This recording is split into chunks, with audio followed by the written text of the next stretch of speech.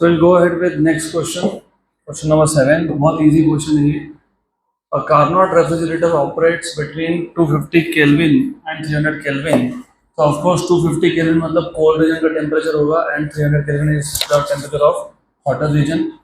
Calculate its coefficient of performance. Extremely simple question. आपको given parameters में you have been given, if you remember, TC या फिर T2, that is how much 250, and TH hot region का temperature या फिर T1 is how much 300 Kelvin. You are supposed to find out coefficient of performance जिसको K या कहीं पे eta पे डिनोट करते हैं, बट eta हम लोग efficiency के लिए यूज करने वाले हैं. What is the formula for K? TC upon TH minus TC. TC upon TH minus TC. Sure? 100%.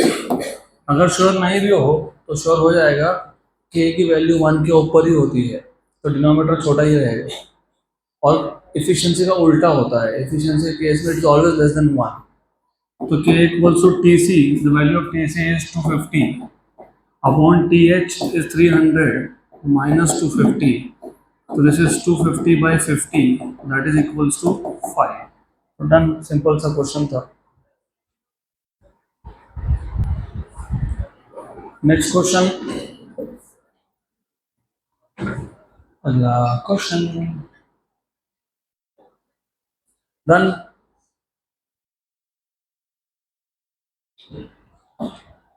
An ideal gas is taken through an isothermal process. Isothermal process में temperature constant होता है, which means there is no change in internal energy. If it does 2000 joule of work on the environment, how much is the heat added to it? Same answer आएगा. Same answer आएगा. और answer गलत दिया हुआ है. So what they have told you is a gas is taken through an isothermal process. Isothermal process मतलब T constant, और T constant का मतलब होता है कि डेल्टा U 0 है. Good. If it does 2000 joule of work on the environment, मतलब work done by the gas है, और work done by the gas positive होता है, तो पॉजिटिव है. आपको पूछा है how much heat is added, मतलब व्हाट इज Q. तो फॉर्मूला भी सिंपल है. Formula if you remember first law of thermodynamics, Q equals to W, क्योंकि यहाँ पे डेल्टा U की वैल्यू कितनी है, 0 है. तो हो गया आंसर खत्म. तो how much heat is added to the system, heat added to the system should be equals to 2000 joule. अब देखो ये आंसर सही भी हो सकता है, गलत भी हो सकता है. क्यों? How much heat is added to the system to do work, तो कितना 2000 जूल, और वर्क डन होने के बाद कितना हीट बचा है सिस्टम में, एक्स्ट्रा हीट बचा है, how much is the extra heat, वो 0 है, क्योंकि जितना भी हीट आया वो पूरा का पूरा किस में यूज हो गया, वर्क में. तो जिस तरीके से क्वेश्चन पूछा है, अब उसमें दो मतलब हो सकता है. How much heat is added to it after doing work is 0. How much heat is added to it for doing work is 2000 joule. तो अभी फिलहाल के लिए I will write down Q equal to 2000 joule.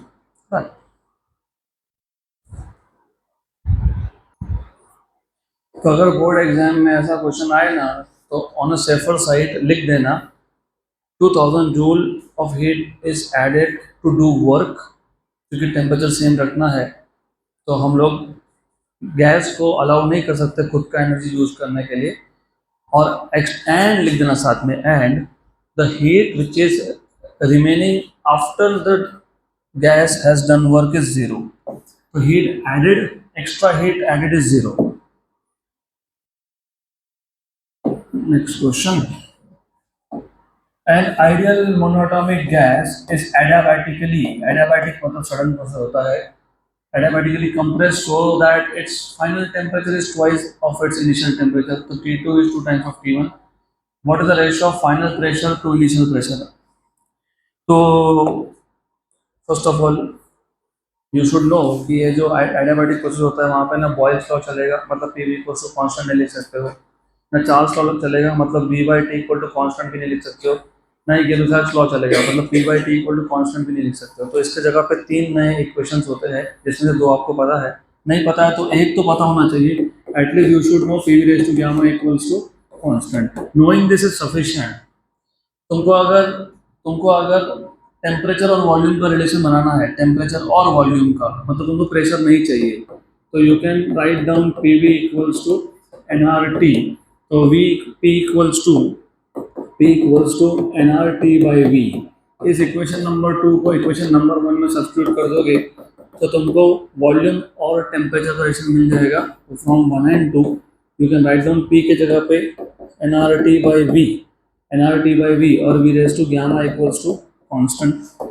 N R constant है, constant upon constant is a new constant, तो T V raise to gamma, और ये भी ऊपर जाके -1 हो गया, तो T V raise to gamma -1 equals to constant. Equation number 3 ये हो गया टी और वी का relation. Now the similar thing for P and T you can do. If you want relation of P and T, मतलब you don't want V, if you don't want V substitute for V, तो क्या कर सकते हो, put v equals to N R T by P in equation number 1। तो यहाँ पे p की जगह पे अब v के लिए सब्स्टिट्यूशन होगा। You have p v, what is v, N R T by P raise to gamma equals to constant. तो यहाँ से मिल गया p N R raise to gamma, constant raise to constant is another constant, t raise to gamma और p raise to gamma equals to constant.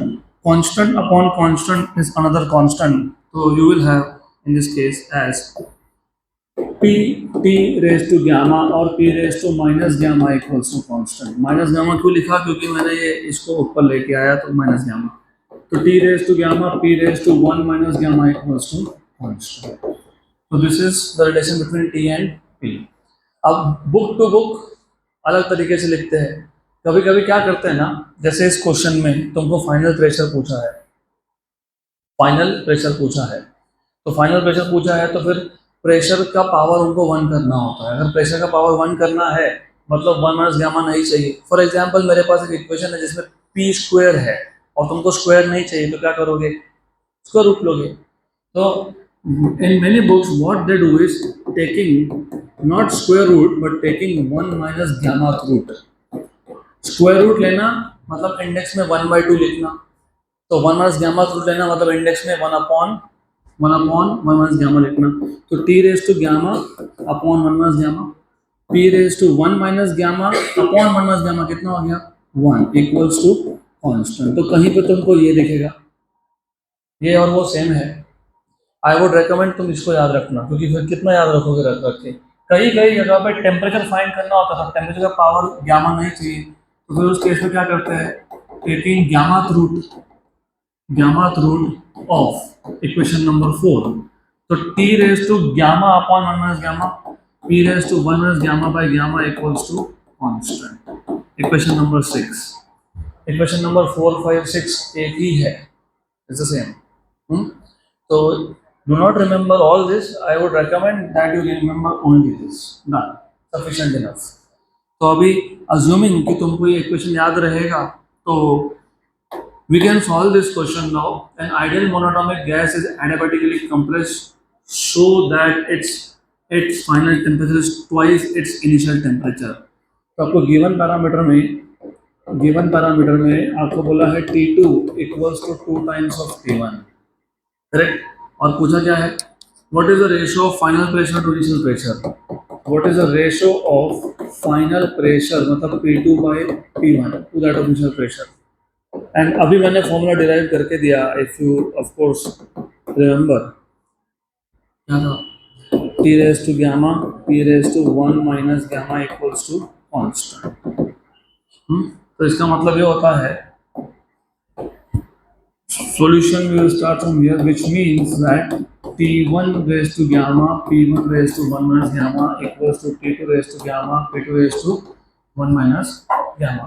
तुमको चाहिए था ratio of final pressure to initial pressure मतलब P2 by P1, तो P2 by P1 चाहिए ना, तो T1 by T2 whole raised to gamma equals to P2 by P1 raised to 1 minus gamma। इसको यहाँ शिफ्ट कर दिया, इसको यहाँ शिफ्ट कर दिया, और ये अभी ये हटाना है, तो टेकिंग 1 माइनस गामा रूट इसको हटाना है तो फिर लेफ्ट हैंड साइड पे जो पावर है वो चेंज होगा, gamma upon 1 minus gamma equals to P2 by P1। तो you have the formula ready. Temperature दिए है T2 T1 by T2, what is T1 by T2? 1 by 2। तो T1 बाई T2 1 बाई 2 हो गया, P2 by P1 equals to 1 by 2 raise to gamma upon 1 minus gamma. क्या कौन सा था? Monoatomic. Monoatomic का गामा कितना होता है? 5/3। तो 5/3, तो 5/3 अपॉन 1 माइनस 5/3, तो 1/2 raise to 5/3 upon minus 2/3, 3 cancel, cancel हो गया। तो ये हो गया 1 raise to anything is 1, 2 raise to minus 5/2। अब 2 रेज टू माइनस 5/2 मतलब बेसिकली ये हो गया 2 raise to 5/2। 2 raise to 5/2, 2 raise to 5 32, 32 होता है ना, 32 का हाफ कितना है? 4√2, 4√2 पक्का पक्का, श्योर श्योर। 16 इंटू 2, 16 का रूट इज 4, 4√2, 4√2। इन्होंने आंसर क्या दिया है? 5.6।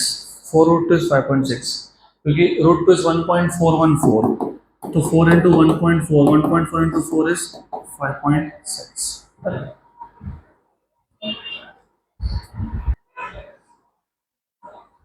Next question, quick quick quick quick quick.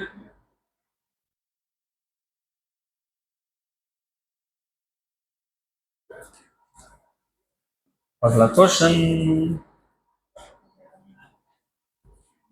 अगला क्वेश्चन, वेरी गुड क्वेश्चन। अब ये क्वेश्चन बहुत इंपॉर्टेंट है, बहुत इंपॉर्टेंट है from point of view of JEE NEET both exams. थोड़ा सा इसमें मैथमेटिक्स का आपका बेसिक्स भी चेक हो जाएंगी।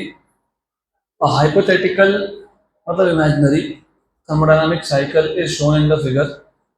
ये पूरा का साइकिल ही है, ये पूरा सर्कल है, राइट? तो हाइपोथेटिकल क्यों? क्योंकि ऐसा हो ही नहीं सकता, तो इमेजिनरी साइकिल है। Calculate the work done in 25 cycles. You're supposed to find out work done in 25 cycle. How do you find out work done in a cyclic process? Area of the loop, यहाँ पे loop कौन है? Circle है। एक cycle में work done is area of the circle, 25 cycle में it is 25 into area of circle. Good. तो हमारे पास एक डायग्राम है, आपको सिर्फ पूछा है what is the work done in 25 cycles. तो let us see how to solve this. Simple but interesting, of course. So you are supposed to find out what is work done in 25 cycles. So work done in 25 cycles मैं लिखता हूँ W25।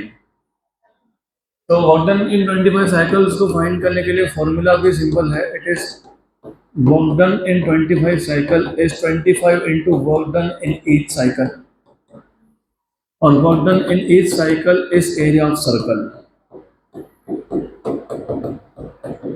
अब सिर्फ आपको find करना है what is area of circle. How do find out area of circle? अरे area of circle कैसे फाइंड करते हो in general? Pi r square, pi r square.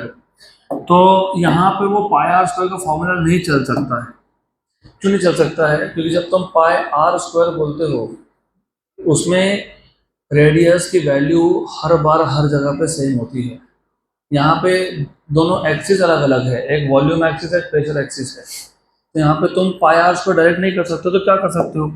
I can write down pi r square, yes. I can write down pi r into r, yes. R into r, तो एक काम करता हूँ ना, pi radius of volume axis and radius of pressure axis. Volume axis का radius find करो, pressure axis का radius find करो, डन। अब रेडियस कैसे फाइंड करते हो? तो it is diameter by 2। Volume axis के लिए you see this is a diameter, what is diameter? 6 minus 2 into 10 raised to minus 3।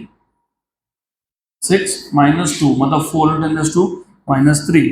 तो सॉल्व करते वक्त ना you just have to find out what is radius of pressure axis and what is radius of volume axis। तो let us find out radius of volume axis first, which is 6 मतलब final point minus initial point, और दोनों में 10⁻³ था। तो ये diameter है, मुझे रेडियस फाइंड करना है, तो मैं पहले डायामीटर फाइंड कर रहा हूँ। रेडियस के लिए डिवाइड बाय 2 कर लेंगे। ये डायामीटर ऑफ वॉल्यूम एक्सिस है which is 4×10⁻³ metre cube. Radius of volume axis will be diameter of volume axis by 2, तो 4/2 मतलब 2×10⁻³। 2×10⁻³ ये आ गया radius of volume axis, correct. फिर similarly you can find out what is radius of pressure axis. पहले आप एक काम करो, पहले diameter of pressure axis find कर लो। 11-1 into 10⁵. So similarly you have diameter of pressure axis which is 11-1 into 10⁵, मतलब 10 into 10⁵, मतलब radius of pressure axis will be diameter by 2, तो 10 into 10⁵ by 2 मतलब 5 into 10⁵ पास्कल, न्यूटन पर metre square pascal. तो आपको volume axis का radius और pressure axis का रेडियस मिल गया। तो therefore work done in 25 cycles, it was 25 into pi into radius of volume axis into radius of pressure axis. तो 25 pi, what is radius of volume axis? 2 into 10⁻³ into radius of pressure axis is 5 into 10⁵. 10 हो गया ना, ये 10 और 10⁵ 10⁶, उसमें से 3 गए तो 10⁵। 25 pi into 10⁵, 25 pi into 10⁵, 25 pi, 25 into 3.14 into 10⁵, मतलब ये हो गया 25 into 3140, 3140 into 25, 7,600 700 ऐसा कुछ जाएगा answer. Let us see what it turns out to be. 7,000 मतलब सिर्फ 7 नंबर आएगा आगे, ऐसा बोल रहा हूँ मैं। 3140 into 25, 78,500, 78,500 जूल, मतलब 78.5 kilo joule is the work done in 25 cycles. दिया गया आंसर, क्वेश्चन नहीं है। Good, answer is correct. अगला क्वेश्चन, गुड क्वेश्चन, लेकिन उस गुड क्वेश्चन के साथ साथ आंसर भी प्रिंट होगा क्या यहाँ पे? Looks like yes, okay. तो ये यहाँ पे नहीं होना चाहिए। Good. The figure shows the VT diagram for one cycle of a hypothetical heat engine which uses the ideal gas. Draw A PV diagram and number 2 B PT diagram of the system. तो ये आपको volume temperature diagram दिया है। इस volume temperature diagram को आपको PV diagram में और पीटी डायग्राम में कन्वर्ट करना है। तो we will do this simultaneously, एक साथ कर लेंगे दोनों, इट बिकम्स लिटिल इजी। तो ये है आपका वॉल्यूम टेम्परेचर डायग्राम, इसको कन्वर्ट कर लेंगे पीवी और पीटी। पीवी और पीटी बोला है ना? Yes, PV and PT. तो PV and PT, pressure volume and pressure temperature, okay. तो pressure volume pressure temperature, good. तो कल मैंने आपको बताया था, कल मतलब लास्ट लेक्चर में मैंने आपको बताया था, क्या बताया था कि सबसे पहला काम क्या होता है, what is the first thing that you should be doing is, ये जो आपको साइकिल दिया है उसके 4 पार्ट्स है, आइडेंटिफाई करो कि कौन सा प्रोसेस क्या है। ए टू बी टेम्परेचर भी बढ़ रहा है, वॉल्यूम भी बढ़ रहा है और लीनियरली बढ़ रहा है, मतलब V is proportional to T। तो कांस्टेंट कौन होगा? प्रेशर। तो A टू B ये आइसोबारिक प्रोसेस है, आइसोबारिक प्रोसेस है। उसके बाद इस आइसोबारिक प्रोसेस में प्रेशर तो कांस्टेंट है, लेकिन you should also note down that volume and temperature both are increasing, क्योंकि हमको प्लॉट करना है। करते हैं बाद में प्लॉट, पहले आइडेंटिफाई कर लेते हैं। B to C temperature is constant, temperature is constant, constant ना टेम्परेचर, तो प्रोसेस क्या है? आइसोथर्मल, आइसोथर्मल प्रोसेस है ये। और वॉल्यूम कम हो रहा है, वॉल्यूम कम हो रहा है तो प्रेशर बढ़ेगा, क्योंकि आइसोथर्मल प्रोसेस में बॉयल्स लॉ एप्लीकेबल होता है। टेम्परेचर कांस्टेंट है, वॉल्यूम डिक्रीजिंग, तो प्रेशर विल इंक्रीज। और ये कभी भी स्ट्रेट लाइन नहीं दिखता है, तो स्ट्रेट लाइन नहीं आता है, आपको पता होना चाहिए। Then from C to D, C to D again you have straight line, मतलब it is again isobaric, isobaric है ये भी, यस आइसोबारिक है, it is isobaric process, but this time temperature decreases, which also leads to decrease in volume, तो volume and temperature both are decreasing. Then D to A is again isothermal, D to A is isothermal, temperature constant है लेकिन volume बढ़ रहा है तो pressure कम होगा, volume बढ़ रहा है तो प्रेशर कम होगा। Okay good. तो ये आ गया आपका 4 प्रोसेसेस। तो अब what we can do is एक एक करके प्लॉट कर लेते हैं, will just plot one by one. तो will start from some point A, किसी एक पॉइंट से ए से स्टार्ट कर लो, और ये ए पॉइंट कहाँ लेना पता नहीं है, ऊपर नीचे तो कहीं भी ले लो, let us take here, this is A point. A से बी क्या था? आइसोबारिक, आइसोबारिक में प्रेशर कांस्टेंट रहेगा, मतलब it will be line parallel to volume axis, volume axis को पैरेलल लाइन होगा वो। लेकिन A to B volume increase हो रहा है, तो वॉल्यूम इंक्रीज हो रहा है, वॉल्यूम इंक्रीज हो रहा है तो ए ऐसा जाएगा, ये आ गया बी पे, right good. B to C isothermal, volume कम हो रहा है तो प्रेशर बढ़ेगा, वॉल्यूम कम हो रहा है प्रेशर बढ़ेगा, वॉल्यूम कम हो रहा है प्रेशर बढ़ेगा, वॉल्यूम कम हो रहा है मतलब ग्राफ लेफ्ट में जाएगा, प्रेशर बढ़ेगा मतलब साथ में ऊपर भी जाएगा, तो ऐसा आएगा B to C. Correct, volume कम हो रहा है तो लेफ्ट में जाना चाहिए, प्रेशर बढ़ रहा है तो ऊपर जाना चाहिए, तो लेफ्ट एंड ऊपर, but not a straight line, एक कर्व्ड होगा। Correct. Then C to D isobaric है, वॉल्यूम कम हो रहा है तो graph will go further left, volume कम हो रहा है तो graph will go further left, it should go further left ना, it should go further left, तो ये आ गया फर्दर लेफ्ट, तो C to D it goes further left, ये आ गया आपका प्रोसेस। इसके बाद D2 is again isothermal, but this time volume increases तो pressure will decrease, volume increases the graph will go to the right, pressure decreases मतलब it goes down, right and down। ये हो गया आपका PV diagram ready, good done. उसके बाद आपको क्या प्लॉट करना है, क्या प्लॉट करना है? PT, कौन सा डायग्राम प्लॉट करना है? PT। तो फिर वैसे ही वापस से आइडिया इज द सेम, तो पीटी डायग्राम ड्रॉ कर लो वापस। कैसे ड्रॉ करोगे पीटी डायग्राम?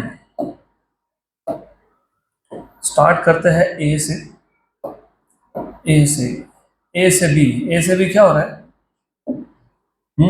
जल्दी बोलो, ए से बी क्या हो रहा है? अरे ए से बी आइसोबारिक है, आइसोबारिक है तो प्रेशर तो कांस्टेंट है, लेकिन वॉल्यूम बढ़ रहा था ना ग्राफ में, वॉल्यूम बढ़ रहा था कि नहीं, तो टेम्परेचर भी क्या होगा? बढ़ेगा at constant pressure, at constant pressure, तो it goes from A to B, pressure constant, temperature increases, yes temperature increases। then B to C isothermal, isothermal temperature constant, मतलब ये लाइन y एक्सिस को parallel होगी या ऊपर जाएगी या नीचे जाएगी, ऊपर जाएगी नीचे जाएगी और डिपेंड करेगा इस पे, प्रेशर पे।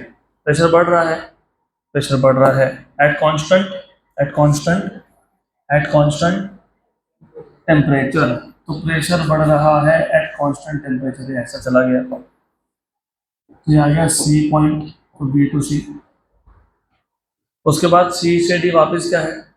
आइसोबारिक है, आइसोबारिक है, आइसोबारिक है, प्रेशर कांस्टेंट है, लेकिन वॉल्यूम कम हो रहा है तो टेम्परेचर भी, सॉरी, यस, वॉल्यूम कम हो रहा है टेम्परेचर भी कम होगा, कम होगा, कम होगा। वॉल्यूम बढ़ रहा है क्या? हाँ, C C D volume is decreasing, volume decreasing, temperature also decreases, temperature also decreases, तो ऐसा आएगा, ये ऐसा आएगा। अब आखिर तो तुम खुद ही गेस कर सकते हो, डी टू है आइसोथर्मल, हो गया, ये आ गया आपका ऐसा, सही है, गुड। अब वो क्वेश्चन में आंसर्स प्रिंटेड क्यों थे, उसका रीजन था, why did I put answers also, because I just wanted to demonstrate कि ये डायग्राम में ना गड़बड़ है, गड़बड़, ये वाला गलत दिया हुआ है, बताता हूँ कैसे। तो going back to what we have done, this is what we have done and this is what is given, correct. ये देखो, पहला केस, डायग्राम टेक्स्ट बुक में गलत दिया है, हो ही नहीं सकता। आप बोल रहे हो प्रेशर कांस्टेंट है और ये प्रेशर चेंज होता दिखा रहा है, नहीं हो सकता, ये भी नहीं हो सकता, बिकॉज अगेन यू से pressure is constant and they show that pressure is changing, क्योंकि ये it is not a parallel line, तो आंसर गलत दिया हुआ है, this is the right answer.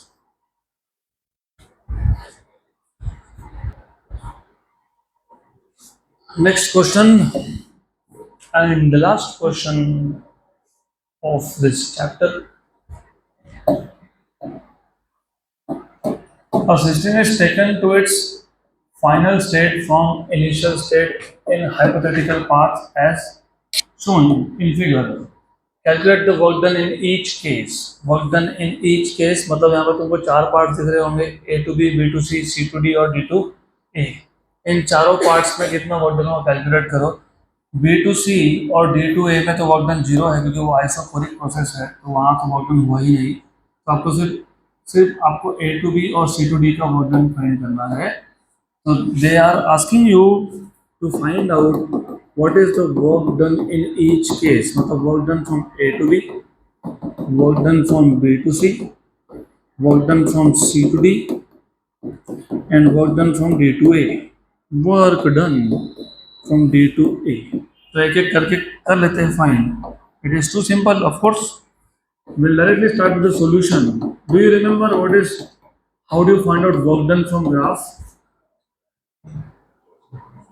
How do you find out work done from graph? अरे area work done from graph कैसे निकालते हो? एरिया अंडर दैट कर्व, तो ए से बी इस लाइन के नीचे का एरिया कितना है?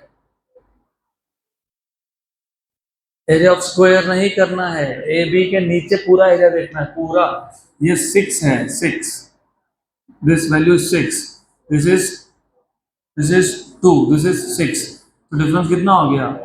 4, 4 इंटू 6, 4 इंटू 6, तो this is area under line A B, area under curve A B. तो area under curve A B find करने के लिए पहले वॉल्यूम देख लो, 6 माइनस टू, 6 माइनस टू, और 0 से 6 तक 6 होता है, 6 इंटू 10 रेज़ टू 5, तो ये आ गया आपका 4 into 6, 24 into 10 raise to 5, of course joule में। क्या दिया है आंसर? हाँ, तो 2.4 इंटू 10 रेज़ टू 6 होगा ना, फिर मतलब 2.4 2 इंटू 10 रेज़ टू 6 दिया है ना, हाँ ठीक है, मतलब मिलियन जूल्स में दिया है, okay. Anyways, so number 2, what is work done from B to C? Of course 0, it is isocoric process, लिखने की जरूरत ही नहीं है उधर। Work done from C to D क्या आएगा? C to D क्या आएगा? 6 minus 2, yes, 6 minus 2 into what is pressure? ये 2 होना चाहिए, ये गलत ग्राफ, इधर 2 होना चाहिए, तो 2 into what?